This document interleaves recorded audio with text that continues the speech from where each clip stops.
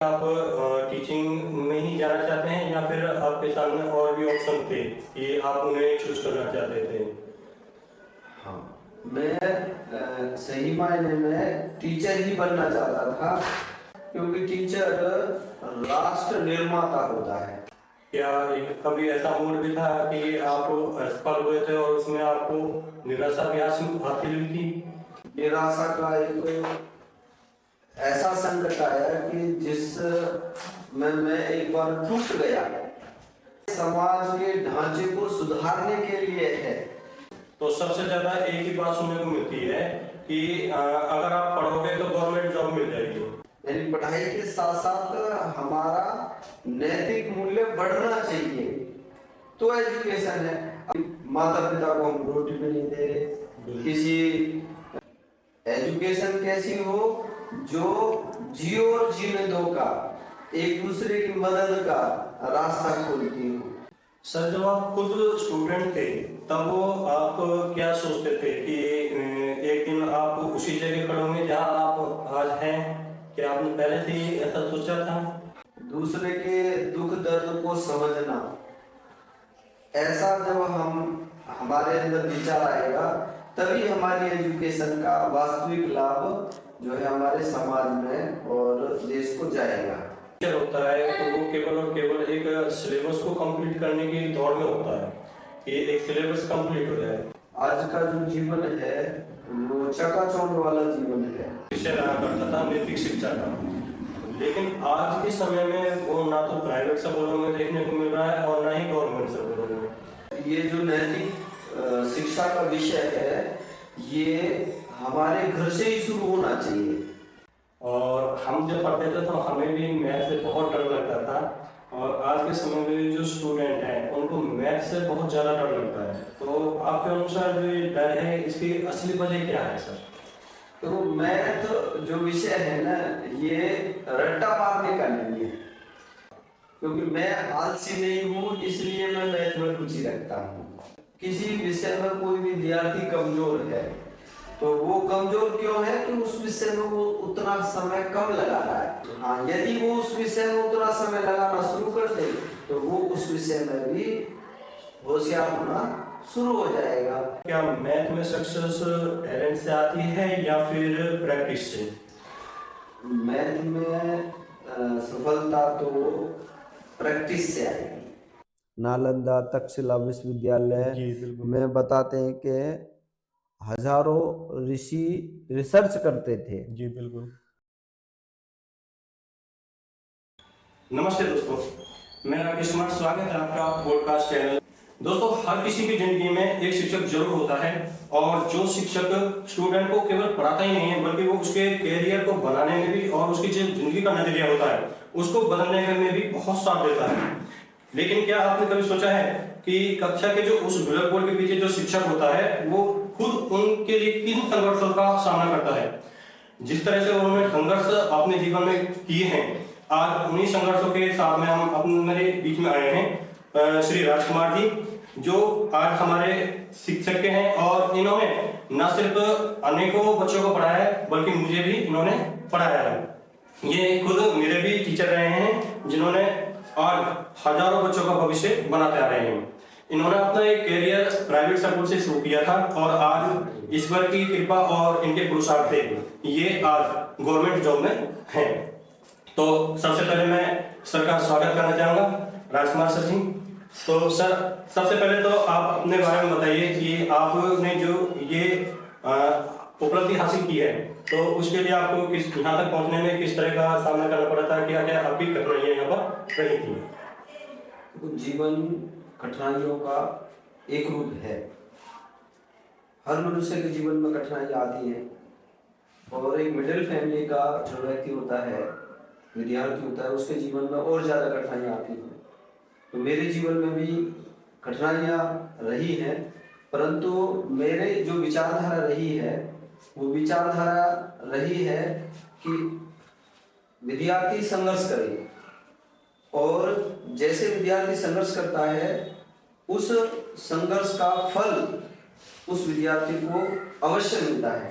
जैसे कोई मजदूर मजदूरी करता है और शाम को जब वापस जाता है तो उसको उसका मेहनताना मिलता है, अवश्य मिलता है। मेरा भी ईश्वर में ये अटूट विश्वास था कि मैं मेहनत करूं, परिश्रम करूं और परिश्रम का फल एक ना एक दिन परमात्मा मुझे अवश्य देगा। सर, जैसे आपने अपनी टीचिंग लाइन की शुरुआत की थी, तो क्या आपने शुरू से ही ये तय किया था कि आप टीचिंग में ही जाना चाहते हैं, या फिर आपके सामने और भी ऑप्शन थे कि आप उन्हें चूज करना चाहते थे? हाँ, मैं सही मायने में टीचर ही बनना चाहता था। टीचर क्यों बनना चाहता था? क्योंकि टीचर राष्ट्र निर्माता होता है। टीचर जिस विद्यार्थी को पढ़ाता है, उस विद्यार्थी पर उस टीचर के आचार विचार व्यवहार का पूरा प्रभाव जाता है। तो मेरी विचारधारा राष्ट्रवादी विचारधारा थी, तो मैं यही विचार करता था कि मेरी विचारधारा से अधिकतर विद्यार्थी लाभान्वित हो, और जब मैं विद्यार्थियों को पढ़ाऊंगा तो उनमें राष्ट्रीयता का जो गुण है वो उभर करके सामने आएगा, और उससे मेरा देश जो है आगे बढ़ेगा। तो मेरी टीचर बनने की इच्छा यही थी कि मैं टीचर बन करके अपने राष्ट्र को और मजबूत करूंगा। सर, जब आपने अपने इस टीचिंग लाइन की शुरुआत करी थी और आपने जब सबसे पहले प्राइवेट स्कूल में ही पढ़ाना शुरू किया था, तो उसके बाद में आपने गवर्नमेंट टीचर के लिए भी तैयारियां शुरू की थी, तो उसमें भी आपको किन किन कठिनाइयों का सामना करना पड़ा था, और इसमें आपको कब सफलता मिली थी? क्या कभी ऐसा मोड़ भी था कि आप असफल हुए थे और उसमें आपको निराशा भी हासिल हुई थी? हाँ, देखो, व्यक्ति के जीवन में, और मैं बताता हूँ मेरे जीवन में भी निराशा का एक ऐसा संकट आया कि जिस में मैं एक बार टूट गया, परंतु फिर परमात्मा की कृपा मेरे को ऐसी मिली कि मुझे सेल्फ मोटिवेशन मिलता है। मैं जब कोई काम करता हूँ तो मुझे सेल्फ मोटिवेशन मिलता है, और मैं सेल्फ मोटिवेट होकर के फिर काम करता हूँ।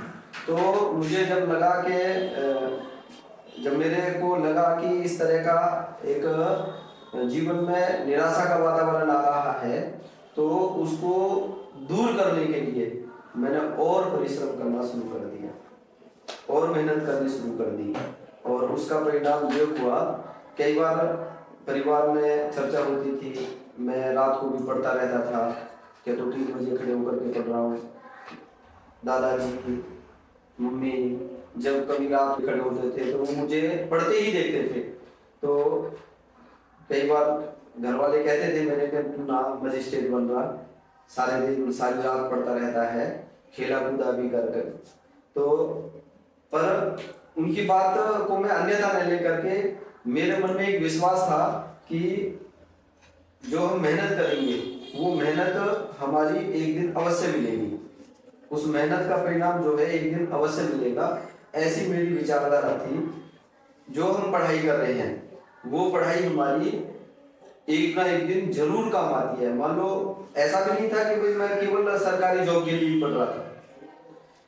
एजुकेशन व्यक्तित्व में निखार लाने के लिए, समाज में एक अपनी रेपुटेशन बनाने के लिए।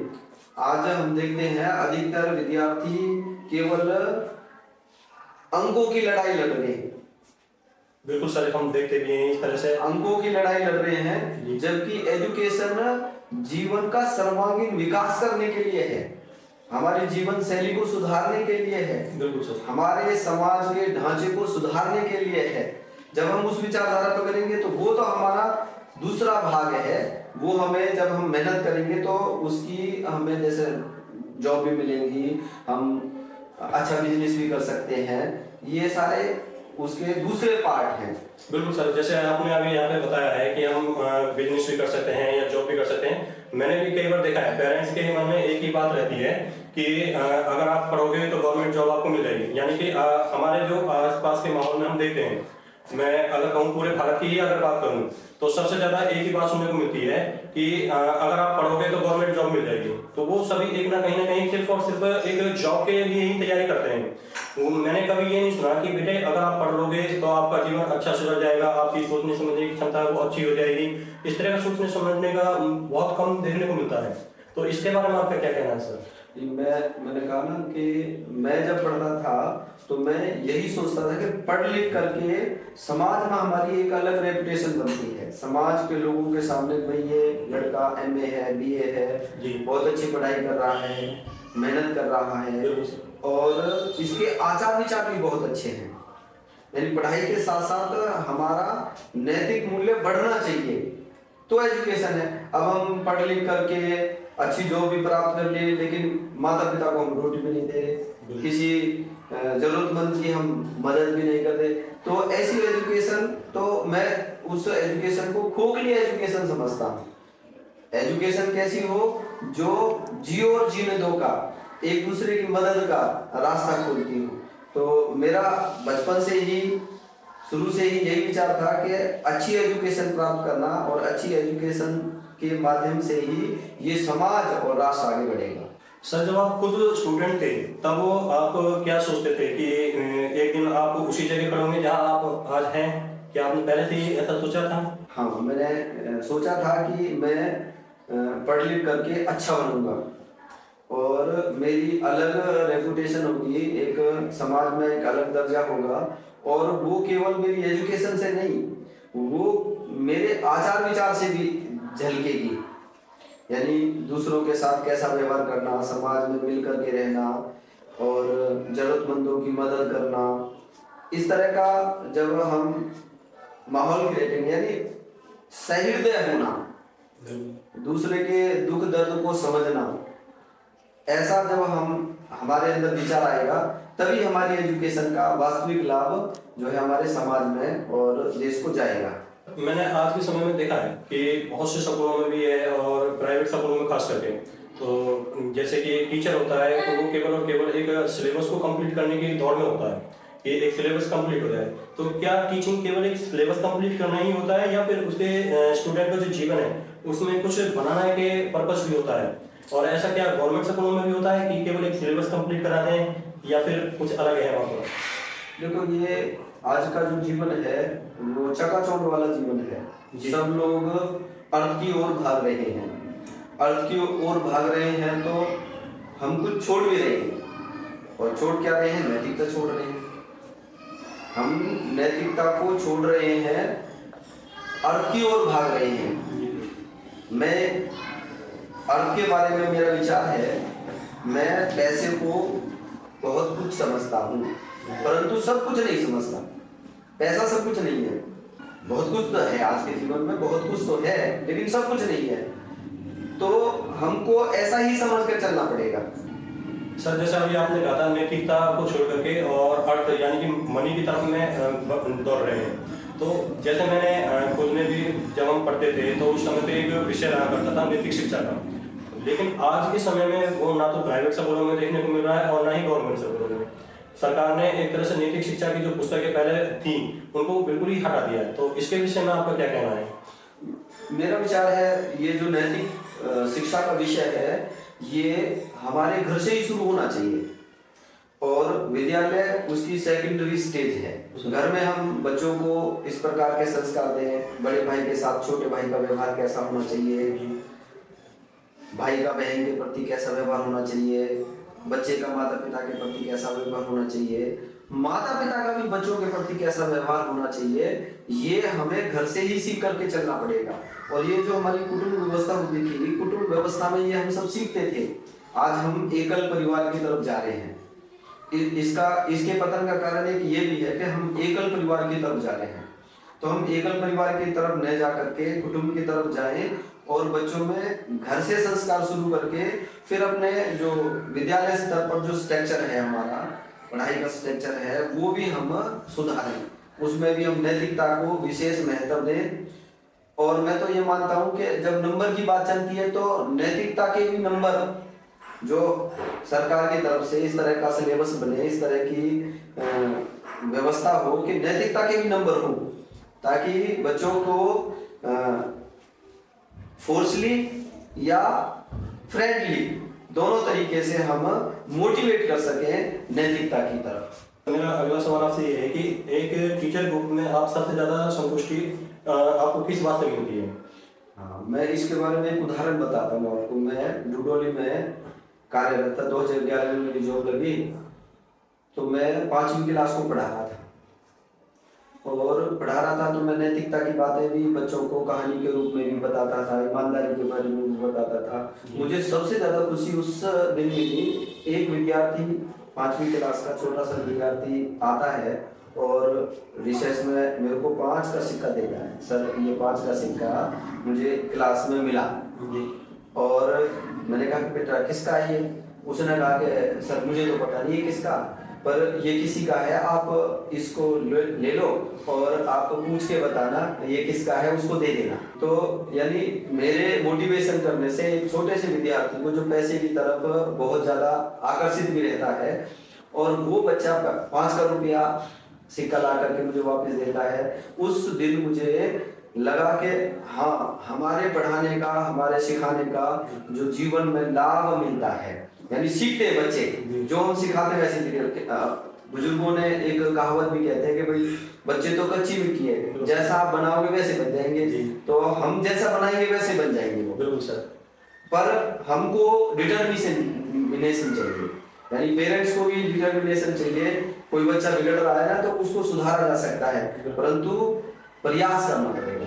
जी बिल्कुल सर। ना करत करत अभ्यास के जड़ी मत हो सुजान, रसरी आवत जात के सिर पर परत निशान, यानी कोमल रस्सी से पत्थर कट जाता है। तो एक बच्चे के दिमाग में हम पॉजिटिवनेस नहीं डाल सकते, क्या डाल सकते, परंतु हमको डिटर्मिनेशन हमारा स्ट्रॉन्ग होगा तभी हम ऐसा कर पाएंगे। जब आप मुझे पढ़ाते थे तो उस समय आपका एक विषय था मैथ का, और हम जब पढ़ते थे तो हमें भी मैथ से बहुत डर लगता था, और आज के समय में जो स्टूडेंट हैं उनको मैथ से बहुत ज़्यादा डर लगता है। तो आपके अनुसार जो ये डर है, इसकी असली वजह क्या है सर? तो मैथ जो विषय है ना, ये रट्टा मारने का नहीं है। विद्यार्थी क्या है, कोई पर्सन होगा तो उसको रट लेंगे जी, पर मैथ को तो रटा नहीं जा सकता। उसमें एक भी अंक यदि हमने बदल दिया तो सवाल सेम पैटर्न का सवाल है, परंतु हमने एक शब्द बदल दिया तो वो उसका सारा सॉल्यूशन ही बदल जाएगा, आंसर बदल जाएगा उसका।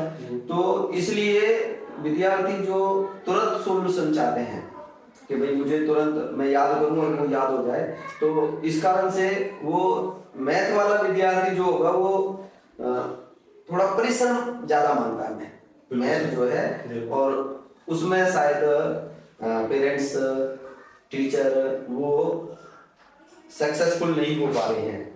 तो उसमें सक्सेसफुल होने के लिए बच्चे में मेहनत का जो हमने रंग डालना पड़ेगा, कि उसको उसका आलस निकालना पड़ेगा, क्योंकि मैं आलसी नहीं हूँ इसलिए मैं मैथ में रुचि रखता हूँ, सही बात में।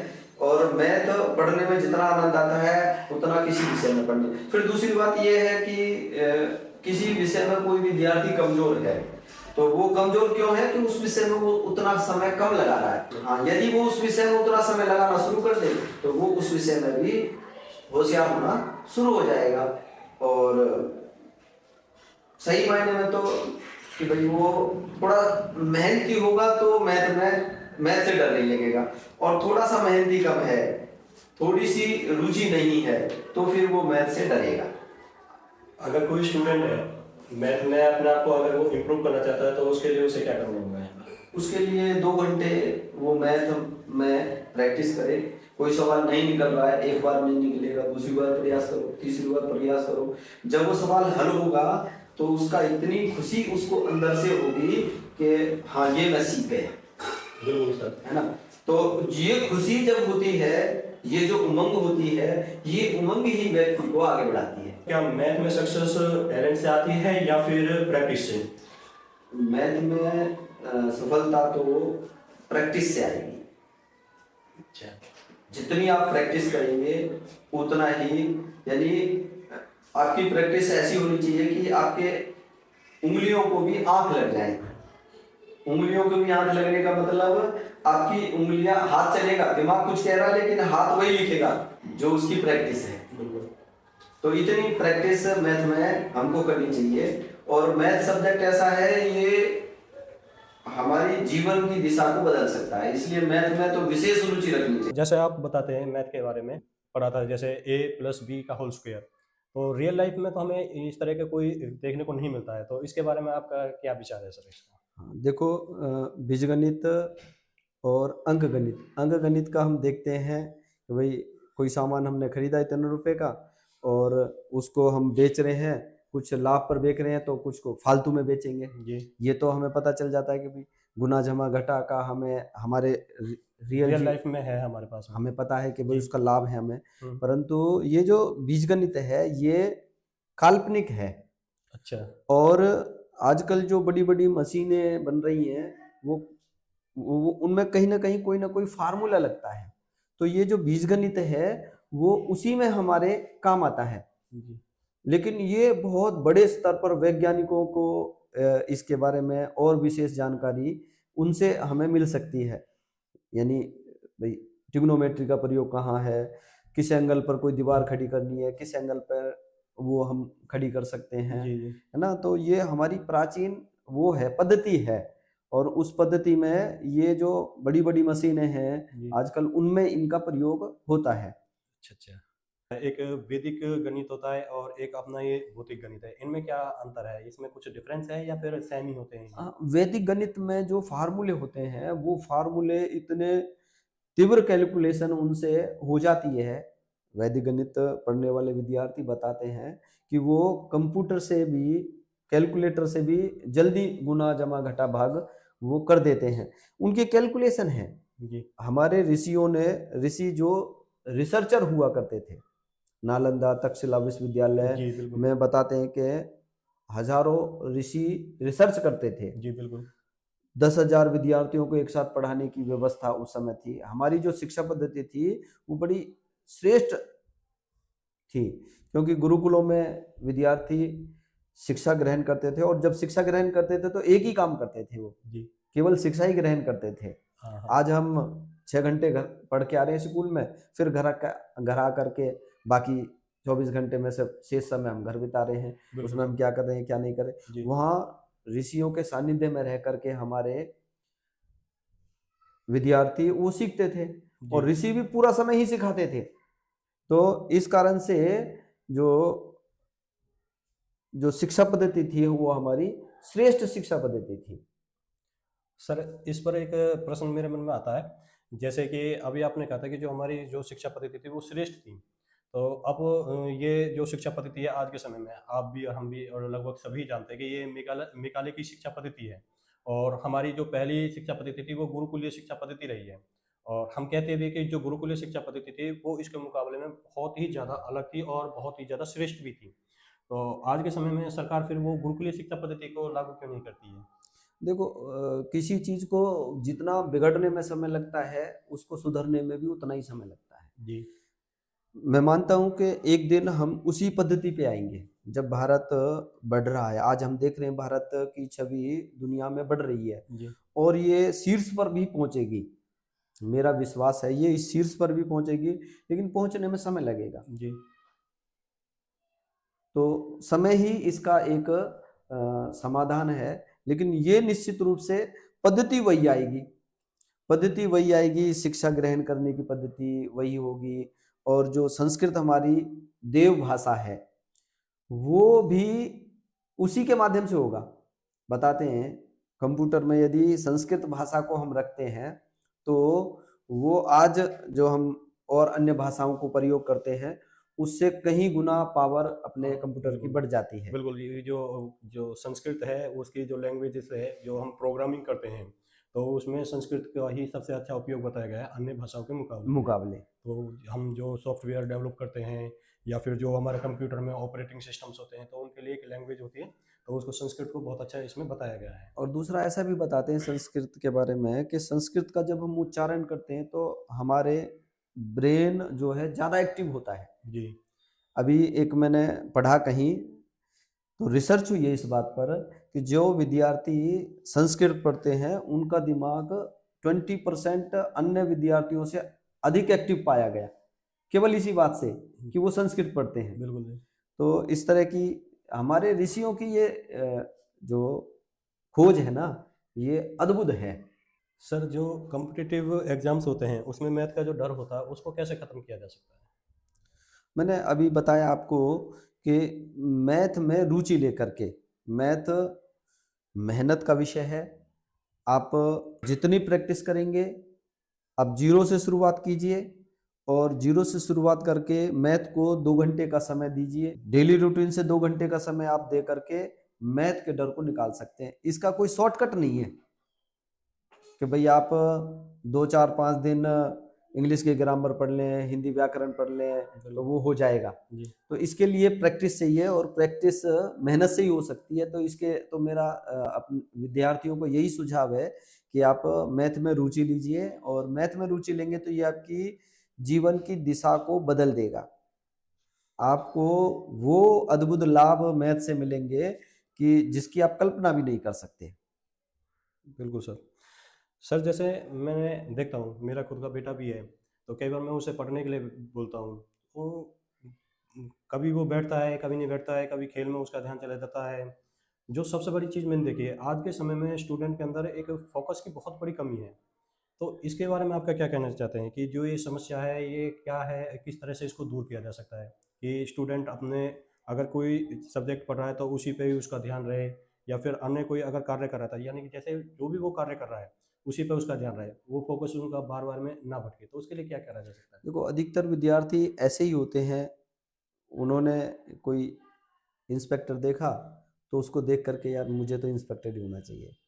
उन्होंने कोई अन्य व्यक्ति देखा, बैंक मैनेजर देखा, तो अब उनका मन करा कि भाई मैं तो बैंक मैनेजर बन जाऊं। जी यानी जो अपने आप को स्थिर नहीं रख सकते फिर वो सफलता भी नहीं मिलती उन विद्यार्थियों को। तो मेरा उन सब विद्यार्थियों से कहना है कि सोच विचार करके अपने मित्रों से, अपने माता पिता से विचार विमर्श करके 10वीं के बाद लगभग ये विचार विमर्श कर लेना चाहिए। 10वीं के आसपास तक ये विचार विमर्श कर लेना चाहिए कि मुझे क्या करना है। फिर उस दिशा में निरंतर आगे बढ़ना है। असफलता भी मिलेगी, उससे नहीं डरना। असफलता सफलता की पहली सीढ़ी है। यदि आप असफल भी हो रहे हो पर विचार करो कि मैं असफल क्यों हुआ, फिर उस कमी को दूर करो। पर अपना फोकस एक जगह निर्धारित करना चाहिए। जो एक जगह निर्धारित करते हैं, सफलता चाहे उन्हें देर में मिलती है लेकिन सफलता उनको। सर, जैसे अभी आपने कहा था कि 10वीं के बाद में तो अपना जो निश्चित करने वाली बात है या एम है या जो भी है, वो 10वीं के बाद में तो हर स्टूडेंट को कर लेना चाहिए। तो क्या ये 10वीं के बाद में ही करना ज़रूरी है, उससे पहले भी किया जा सकता है? नहीं, अच्छे विद्यार्थी को छठी सातवीं में ही अपना एम बना लेना चाहिए कि मुझे क्या करना है। लेकिन कोमल माइंड पर पेरेंट्स के द्वारा अनऑथराइज प्रेशर नहीं डालना चाहिए, क्योंकि उसकी खेलने की उम्र होती है, उसके ब्रेन के विकास भी होता है। तो यदि आप उसको दबा देंगे तो वो दब भी सकता है, जी माने टूट भी सकता है। तो इसलिए मैंने कहा कि ये उम्र जो लगभग 9वीं 10वीं में जब विद्यार्थी आता है तो वो मैच्योर हो जाता है, तो उस में वो स्ट्रॉन्ग डिसीजन ले सकता है। आप अपने बेटे को, अपने बच्चे को आप पहले ही बता दें कि बेटा आपको ये करना है, जी आपको ऐसा करना है, उसके लिए मेहनत करनी है। पर उस पर ऐसा नहीं है हर समय वही फोर्स बनाए, उसको मोटिवेशन देना है। मोटिवेशन कैसे दे सकते हैं? कोई ओकेजन आया, ओकेजन पर आपने विशेष गिफ्ट दिया कि बेटा ये गिफ्ट इसलिए है कि आप वो बनोगे, जी है ना। इस तरह का मोटिवेशन आप बच्चे को देंगे तो वो फिर उस दिशा में उसको वो लक्ष्य भी याद रहेगा और उसके ऊपर प्रेशर भी कम रहेगा। प्रेशराइज नहीं करना। तो जैसे आज के समय में हम देखते हैं कि पेरेंट्स अपने बच्चों को मार्क की तरफ में बहुत ज़्यादा लेते हैं कि अगर, और वो कंपेयर भी करते रहते हैं कि देखो उसके बेटे के इतने नंबर परसेंटेज बने हैं, उसके इतने परसेंटेज बने हैं। और देखा जाता है तो पेरेंट्स और टीचर भी, वो भी केवल और केवल परसेंटेज की तरफ में भाग रहे हैं। तो इसमें क्या ये सही है या गलत है?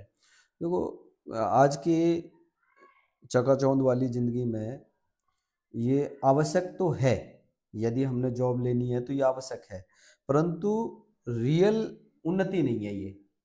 रियल उन्नति किस में है भाई? उसमें संस्कार है कि नहीं? नहीं, संस्कार होने चाहिए उसमें।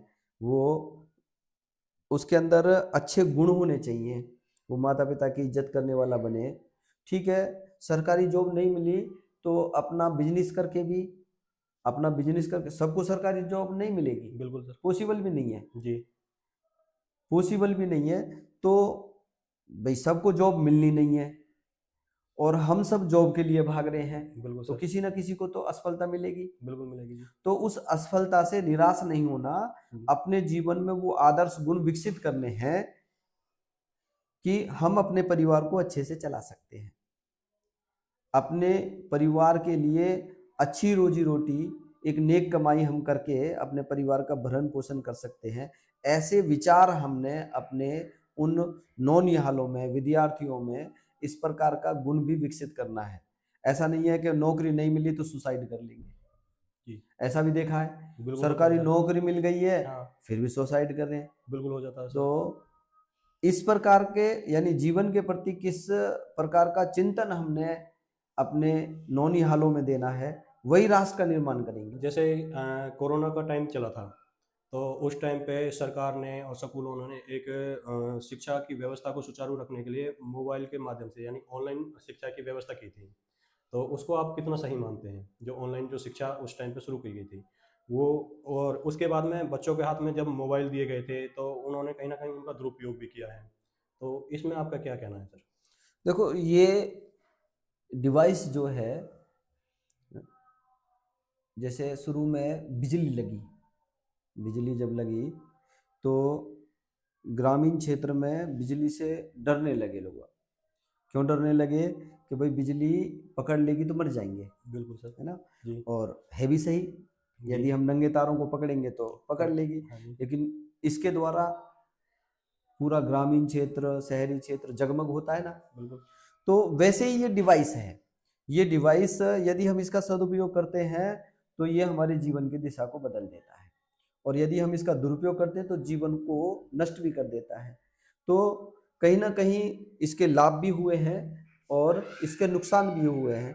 हम टीचरों को, हम पेरेंट्सों को अपने बच्चों को मोबाइल देने से पहले ये अपने बच्चे की मेंटेलिटी और उसको सतर्क करना और समय समय पर उसको देखते रहना जी। कि भाई हमारा बच्चा कहीं गलत दिशा में तो नहीं जा रहा। तो हम ऐसा करते हैं तो निश्चित रूप से इसके अनेकों लाभ हमें हमारे जीवन में मिलेंगे। सर, जैसे जो मोबाइल और जो ये सोशल मीडिया है, ये स्टूडेंट की जो पढ़ाई है उसको बहुत ज़्यादा प्रभावित करती है, तो उसके बारे में आप क्या कहना चाहेंगे? देखो, मैंने अभी कहा कि जो विद्यार्थी इसको पॉजिटिव लेके चलते हैं, पॉजिटिव करके जो चलते हैं, उनको उनके जीवन में इसके अथाह लाभ हैं।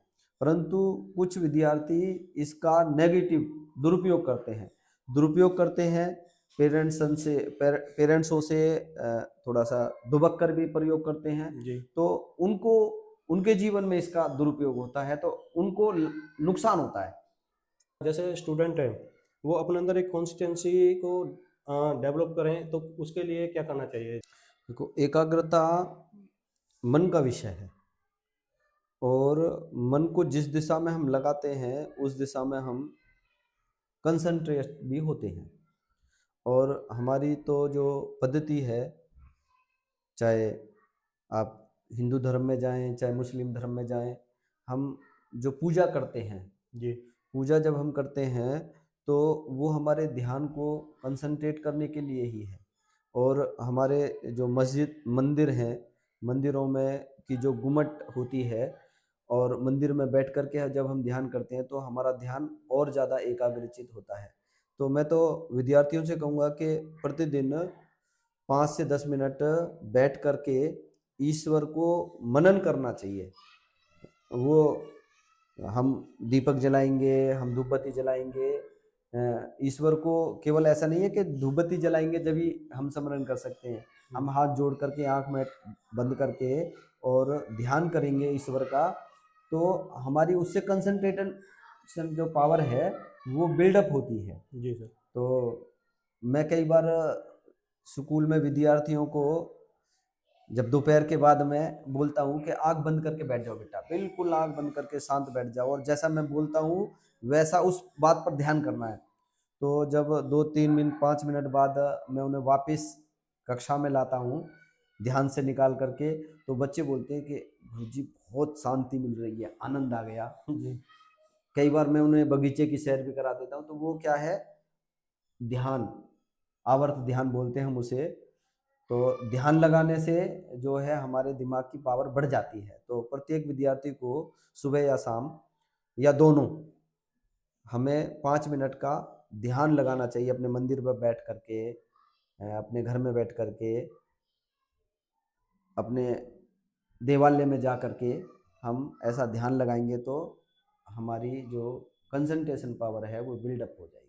मेडिटेशन अगर हम इसे बोल रहे हैं तो क्या वो सही हाँ, होगा? मेडिटेशन, हाँ एक ही बात है। तो मेडिटेशन कर ले या फिर हाँ, ध्यान लगा ले मेडिटेशन कर तो इसी तरह से मेडिटेशन से ब्रेन की पावर बहुत ज़्यादा बढ़ जाती है। विद्यार्थियों को ही नहीं, मैं तो मेरा विचार तो ये है कि हर व्यक्ति को मेडिटेशन करना चाहिए, क्योंकि ईश्वर का कम से कम हम शुक्रिया अदा करें कि हमको मानव शरीर दिया है, बिल्कुल सर। और मानव शरीर दे करके, और वो भी भारत में दिया, बिल्कुल। देवभूमि भारत में, हम्म। है ना। तो ईश्वर का हमने धन्यवाद करना चाहिए बिल्कुल सर। कि भाई हमें उसको याद करना चाहिए।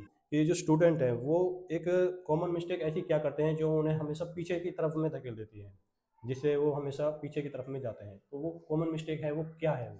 मुझे लगता है कि एक विद्यार्थी जब ये सोचने लग जाता है कि मुझको आ गया सिलेबस, टीचर ने पूरा करा दिया, मुझको सब कुछ आ गया, मुझको सिलेबस पूरा हो गया, जब वो यहाँ संतुष्ट होकर के बैठ जाता है तो फिर उसका फॉल डाउन शुरू हो जाता है। ये कहने का एक हो सकता है कि हम ओवर कॉन्फिडेंट बोल सकते हैं इसको। हाँ, ओवर कॉन्फिडेंस भी कह सकते हैं, या ये कि भाई मुझे विश्वास है कि मैंने ये कर लिया है, जी। अब उसको रिवाइज करने की आवश्यकता नहीं है, अच्छा अच्छा। या और कुछ आगे बढ़ने की आवश्यकता नहीं है। मान लो आपका सिलेबस पूरा हो गया है, बिल्कुल। सिलेबस की बुक्स आपकी पूरी हो गई हैं, तो आप और किताबें भी तो पढ़ सकते हैं।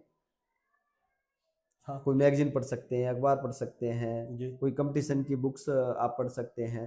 तो निरंतर आगे बढ़ने की ललक, सीखने की ललक, वो विद्यार्थी में हमेशा रहनी चाहिए। और मैं तो ये कहता हूँ विद्यार्थी में नहीं, जो आज टीचर भी हैं उनको भी निरंतर सीखते रहना चाहिए, क्योंकि टीचिंग के दौरान हम ज्यादा सीखते हैं। जी।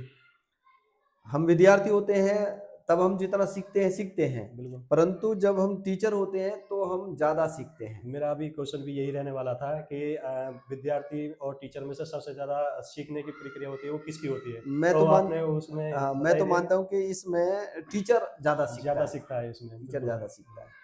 तो सर जैसे आज की जो शिक्षा व्यवस्था है, आज जो हम विकल शिक्षा व्यवस्था कहें या फिर कोई भी शिक्षा व्यवस्था है जैसे भी अब आज के समय में है, तो इसमें आपको सबसे बड़ी कमी क्या दिखाई देती है? आज की जो शिक्षा व्यवस्था है ये नैतिकता के साथ नहीं है, नैतिकता के साथ और अपने इतिहास के साथ। यदि इतिहास और इसमें इन्वॉल्व हो जाता है, भाई इतिहास की हमें जब हम अपना प्राचीन इतिहास अपनी शिक्षा पद्धति के माध्यम से यदि पढ़ते हैं तो हमें गौरव होगा।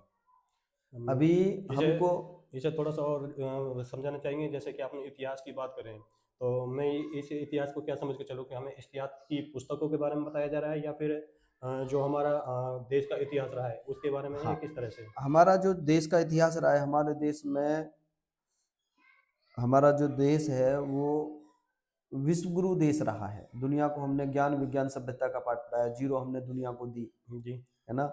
हमने कपड़ा उद्योग दुनिया को दिया, इस्पात उद्योग हमने दुनिया को दिया, यानी हमने दुनिया को सब कुछ दिया। और वो किसके दम पे दिया? एजुकेशन के दम पे दिया। आज हमको पढ़ाया जाता है कि अमेरिका श्रेष्ठ है, जापान श्रेष्ठ है, चाइना श्रेष्ठ है, जबकि ये लोग हमारे भारत में शिक्षा ग्रहण करने के लिए आते थे और भारत से जब शिक्षा ग्रहण करके जाते थे तो बड़ा गर्व का अनुभव करते थे कि हम भारत में पढ़ करके आए हैं। और अनेकों दार्शनिक आए हैं भारत में और उन्होंने भारत में देखा कि भाई भारत की तो शिक्षा पद्धति अद्भुत है। तो जब हम ये पढ़ेंगे तो हमारे विद्यार्थी को आत्मगौरव होगा कि भाई मैं ऐसे नहीं हूँ, एमए भारत में नहीं हूँ, मैं श्रेष्ठ भारत का नागरिक हूँ और ऐसे भारत का जिसने दुनिया को सब कुछ दिया, तो फिर जो गौरव वो जागृत होगा, उस गौरव के साथ फिर उसकी जो ब्रेन की पावर है ना, वो और बढ़ जाएगी। सर जैसे आज के समय में जो स्टूडेंट है वो उसकी जो पढ़ाई करते हैं स्टूडेंट में देखने को मिलता है, वो केवल नॉलेज के लिए पढ़ रहा है या फिर नौकरी के लिए। मैंने थोड़ी देर पहले आपसे प्रश्न भी किया था कि ज़्यादातर नौकरी की बात आती है तो नौकरी के लिए जाना चाहते हैं। तो आज जो देखने को मिलता है वो नॉलेज के लिए पढ़ते हैं या नौकरी के लिए, ये थोड़ा सा कंफ्यूजन है, इसके बारे में क्या कहना चाहेंगे आप? अधिकतर लोग जो विद्यार्थी हैं वो नौकरी के लिए पढ़ रहे हैं, क्योंकि सबका ध्येय क्या है, नौकरी प्राप्त करना। यानी शिक्षा का वो उद्देश्य ही ये समझते हैं कि भाई नौकरी मिल गई तो शिक्षा पूरी है, शिक्षा सक्सेसफुल है, जी और जिसको नौकरी नहीं मिली तो वो अनसक्सेसफुल है। पर मैं उसको अनसक्सेसफुल नहीं मानता। यदि वो वास्तव में शिक्षा ग्रहण की है और शिक्षा का प्रकाश उसके जीवन में आया है, जी तो उस प्रकाश से वो अपने परिवार को, जो भी उसके संपर्क में आएगा, उसको उसकी एजुकेशन का लाभ मिलेगा, वो सक्सेसफुल है। केवल एजुकेशन जॉब गेट नहीं है। मैं जॉब गेट नहीं मानता केवल कि भाई जॉब प्राप्त करने का ही एक वो है। पेरेंट्स के लिए क्या कहना चाहेंगे कि जो स्टूडेंट हैं उनके जो सक्सेस में उनका क्या रोल रहना होता है इसमें, जो पेरेंट्स हैं जो स्टूडेंट की सक्सेस है उसमें कितना रोल है उनका? देखो, पेरेंट्स का रोल होता है, लेकिन मैं मानता हूँ कि लगभग 70% विद्यार्थी की अपनी मेहनत होती है। 30% जो एजुकेशन का जो ढांचा है वो हम पेरेंट्स भी कह सकते हैं, हम टीचर भी कह सकते हैं। मान लो टीचर भी मेहनत कर रहा है, जी पेरेंट्स भी मेहनत कर रहे हैं, लेकिन बच्चा मेहनत नहीं कर रहा, बिल्कुल तो सर। क्या वो सक्सेस हो जाएगा? नहीं हो पाएगा सर। हमने ऐसे बहुत सारे उदाहरण देखे होंगे कि माँ बाप अनपढ़ हैं, जी अनपढ़ हैं तो वो विशेष सहयोग उसकी एजुकेशन में नहीं कर सकते, और टीचर भी बहुत अच्छे नहीं मिले, स्कूल भी बहुत अच्छे नहीं मिले, परंतु विद्यार्थी निकल करके बहुत आगे बढ़ गया। जी सर, देखने को मिलता है हाँ, ऐसे। ऐसा देखने को मिलता है। तो जी इसका इसमें इट मीन्स कि विद्यार्थी यदि परिश्रम करता है और सकारात्मक दिशा में चलता है तो 70% सफलता उसको अपने दम पर मिलती है। हाँ, टीचर का भी सहयोग होता है, उसके दोस्तों का भी सहयोग होता है, पेरेंट्स का भी सहयोग होता है, उस सबको मिला करके उसको अच्छी सफलता मिल जाती है। बिल्कुल सर। तो इसमें हम कह सकते हैं कि एक पेरेंट्स के साथ साथ में टीचर और जो दोस्त हैं उनका भी इसमें रोल बिल्कुल होता है। सहयोग होता है। जैसे हम देखने को मिलता है कि लोग कहते भी हैं कि सरकारी शिक्षक बनना एक सिक्योर जॉब है। आप कैसा मानते हैं इसको? क्या ये सिक्योर है या नहीं है? हाँ, देखो, ये तो लोगों मानते हैं कि भाई सरकारी नौकरी लग जाएगी और उसके बाद आपकी लाइफ सेटल सेट हो है, जाएगी। लाइफ सेटल हो जाएगी। परंतु केवल सरकारी जॉब में जितना पैसा मिलता है उतना पैसा आप बिजनेस करके उससे कहीं ज़्यादा पैसा कमा सकते हैं, बिल्कुल समझ है ना? सकते हैं, बिल्कुल पर सर। जो ऐसा कहते हैं, मैं तो ये मानता हूँ कि वो क्या कहेंगे उन्हें, कि भाई वो मेहनत से डरने वाले लोग हैं जो केवल ऐसा मानते हैं। अच्छा। केवल ऐसा नहीं मानना, सिक्योरिटी तो है, सिक्योरिटी तो है कि भाई आपको सरकारी जॉब मिल गई, परंतु सिक्योरिटी के साथ आप पूरा न्याय करें, आप पूरा न्याय करें, आप अच्छे सरकारी टीचर बने हैं तो आप बच्चों को पढ़ाएं, क्योंकि वो जो सरकारी स्कूल में जो बच्चे आते हैं वो गरीब बच्चे आते हैं अधिकतर, जो प्राइवेट में नहीं पढ़ाते, बिल्कुल सर। नहीं पढ़ा पाते हैं। जी तो उन बच्चों के साथ बहुत अच्छे बच्चे भी उनमें निकलते हैं, तो आप उन बच्चों के साथ न्याय करें। और ठीक है, ये बात तो मानते ही हैं कि भाई सरकारी जॉब मिल जाएगी तो हटने का डर नहीं रहेगा, परंतु अब तो ऐसा भी नहीं है। यदि आप गलत तरीके से लगे हो तो आप हट भी सकते हो। जब मेरी सरकारी जॉब नहीं लगी थी तो उस समय चल रहा था कि भाई 5 लाख रुपए का रेट चल रहा है, 6 लाख का रेट चल रहा है, क्या करेंगे? किसी ने पूछ लिया मेरे से, भाई कैसे करोगे राजकुमार जी, कैसे करोगे आप? मैंने कहा कि मैं रिश्वत तो नहीं दूंगा, जी अभी है नहीं मेरे पास इसलिए नहीं दूंगा, यदि होती तो भी नहीं दूंगा, जी क्योंकि मैं जो है करप्शन से बिल्कुल इतना मजबूती से लड़ता हूँ कि मुझे वो बर्दाश्त नहीं है, चाहे जी। मुझे जिंदगी भर सरकारी जॉब नहीं मिलती तो भी मैं पैसे नहीं देता। सर जैसे कि एक गवर्नमेंट टीचर है तो उसकी सबसे बड़ी जिम्मेदारी क्या हो जाती है? गवर्नमेंट टीचर की सबसे बड़ी जिम्मेवारी तो देखो ये बन जाती है कि वो जो बच्चे आ रहे हैं उनको कहीं और जगह नहीं है और वो केवल आपके ऊपर निर्भर हैं, तो उनके साथ न्याय करना, उनके साथ न्याय करना अपने देश के साथ न्याय करना है, क्योंकि वो बच्चे ही आगे जा कर के देश की सेवा करेंगे, बिल्कुल सर। है ना। बिल्कुल। तो इसलिए उनके साथ न्याय करना। प्राइवेट स्कूल में पैसे वाले चले जाएंगे, खूब जॉब प्राप्त कर लेंगे, वो खूब उन्हें हर तरह की सुख सुविधाएं मिल जाएंगी, वहाँ सुख सुविधाओं का भी अभाव है। उस अभाव में आपने भाव डालने हैं, तो आपकी जिम्मेवारी ज़्यादा बन जाती है उन बच्चों के साथ न्याय करने की। सर जब कोई स्टूडेंट सक्सेस होता है तो वो जो मोमेंट होता है तो उसमें आपको कैसा महसूस होता है? उसमें बड़ा आनंद आता है कि भाई हमारा विद्यार्थी सफल हुआ है, तो उसकी सफलता हमारी सफलता है। बिल्कुल सर। तो उसमें आपको कोई ऐसा स्टूडेंट याद है जो आपके पास में पढ़ा है और आज बहुत अच्छे मुकाम पर है? हाँ, बहुत सारे विद्यार्थी हैं, अब मेडिकल जॉब भी कर रहे हैं, इंजीनियरिंग की जॉब भी कर रहे हैं, टीचिंग की जॉब भी कर रहे हैं जी। और अच्छी अच्छी पोस्टों पर हैं। आज भी जब वो मिलते हैं और वो रिगार्ड देते हैं, मिलते हैं जब, तो आनंद आता है उस समय कि भाई हमारे पढ़ाए विद्यार्थी आज सफल हो रहे हैं, तो उसका आनंद बहुत ज़्यादा होता है।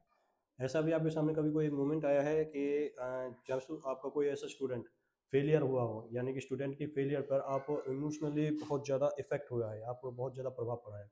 हाँ, देखो विद्यार्थी ऐसे भी जीवन में आए हैं कि जो सक्सेस नहीं हुए, मेरे स्टूडेंट और मेरे साथी भी ऐसे हुए हैं कई। मेरे साथ पढ़ते थे, एक विद्यार्थी मेरे साथ पढ़ता था, मेरा साथी, वो होशियार भी बहुत था, परंतु गलत दिशा में चला गया और आज वो अनसक्सेसफुल है। रेडी लगाता है और बहुत ज़्यादा मेहनत करने के बाद उसको रोजी रोटी प्राप्त होती है। तो मैं उसको देखता हूँ तो मुझे लगता है कि अरे मेरा साथी ये, और खूब होशियार था ये, मुझसे भी आगे जा सकता था वो, लेकिन गलत डायरेक्शन में जाने के कारण और वो डाउन चला गया। तो ऐसे अपने साथी भी हैं, ऐसे विद्यार्थी भी मिल जाते हैं, पर उनको देख करके फिर उनको बस हम मोटिवेशन ही दे पाते हैं। भाई अभी अब क्या कर सकते हैं आप, मान लो आप बहुत ज़्यादा बड़े हो गए हैं, आप पढ़ाई नहीं कर सकते, पर अब आप ऐसा कर सकते हैं अपने बच्चों के करियर की तरफ ध्यान देना। भाई आपका करियर तो ठीक है, जैसा रहे हो गया, जी। अब वो समय तो वापस आ नहीं सकता, पर आप अपने बच्चों के भविष्य के प्रति बिल्कुल सचेत रहना।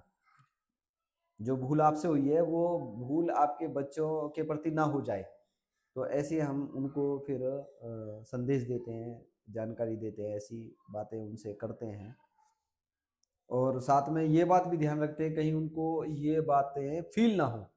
बिल्कुल सर। हाँ, ऐसा हो ये जाता है कि मोटिवेशन देते समय कहीं अच्छा भाई तुम तो मास्टर लग गए हो, हम्म, अब तुम ज्ञान बांटोगे ही। बिल्कुल तो सर। उनको इस बात का भी ध्यान रखते हुए उस लहजे से समझाना कि उनको बुरा भी ना लगे और उनको समझ में भी आ जाए कि भाई हाँ मेरे से ये गलती हो गई और सर जो कह रहे हैं वो ठीक कह रहे हैं, आगे के लिए हमने ये बात ठीक करनी है।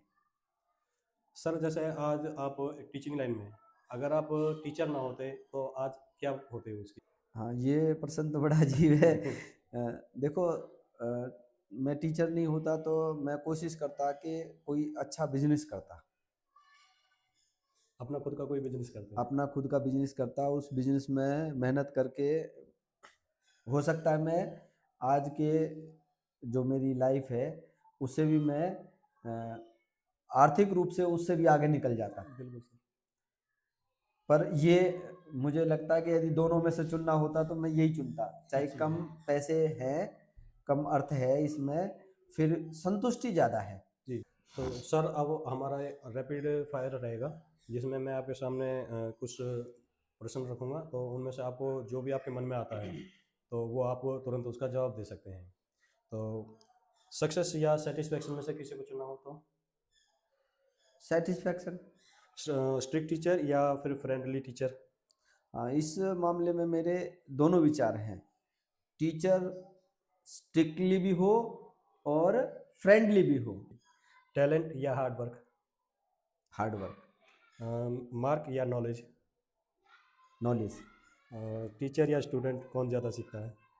टीचर ज़्यादा सीखता है। जी। तो सर मेरा आखिरी सवाल है आपके लिए।